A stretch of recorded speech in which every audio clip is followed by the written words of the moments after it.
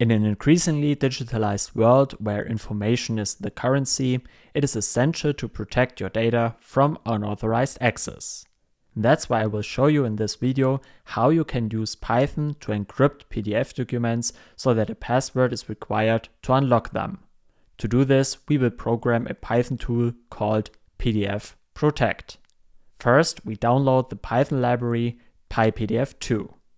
To do this, open the CMD or the terminal and enter the command pip install pypdf2. After everything has been successfully downloaded and installed, import the two classes pdfReader and pdfWriter from pypdf2. In addition, we need the argparse module of the standard library with which we can turn our program into a command line tool. Now we write a function called protectPDF, which is given a file name and a password. The file name is the path to the file that is to be protected by a password. Within this function, we define a PDF reader that receives the file name. We also define a PDF writer, which we will later use to write the password-protected PDF to a new file. Now we iterate over all pages in the PDF document in a for loop. To obtain the number of pages of the PDF document to be protected, we call the object variable pages on our PDF reader and use the function len to output the length. We add the individual pages of our PDF document to our PDF writer using the addPage method. In other words, we make a copy of our PDF document for the PDF writer. After this copy, we call the encrypt method on our PDF writer.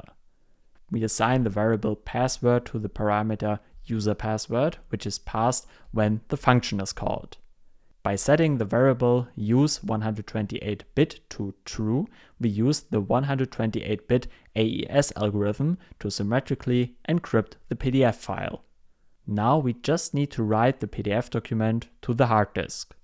To do this, we define a variable output file name, which receives the original file name with the extension .protected.pdf.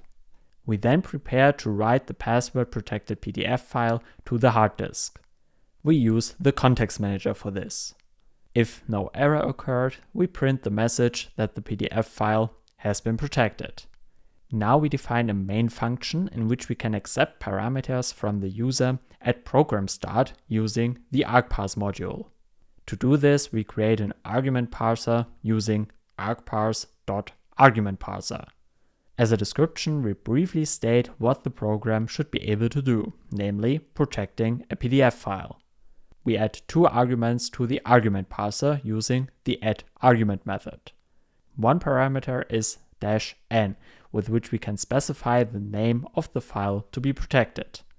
This should also be possible with --name. As a second parameter, we define -p, with which we can specify the password of the file to be protected.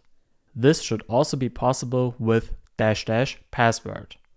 Both parameters are required to start the program. We then call the parseArgs method on our parser. Now we can access the individual arguments in the argument parser.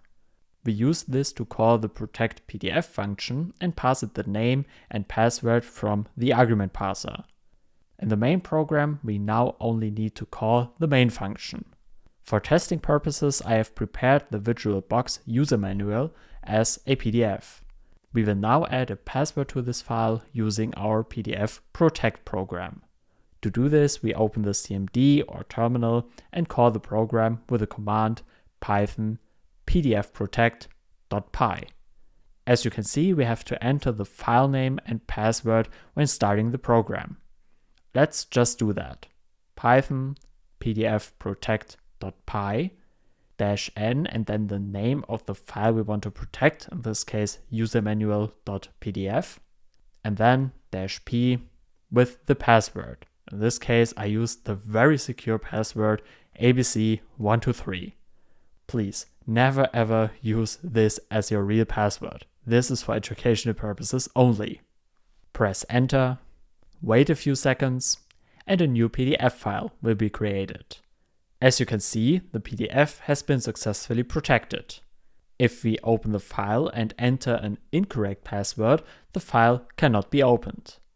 Only when we enter the correct password, ABC123, the PDF will be displayed. Do you protect your PDF documents with passwords? If you have any questions, please leave them in the comments down below. Thanks for watching and see you next time.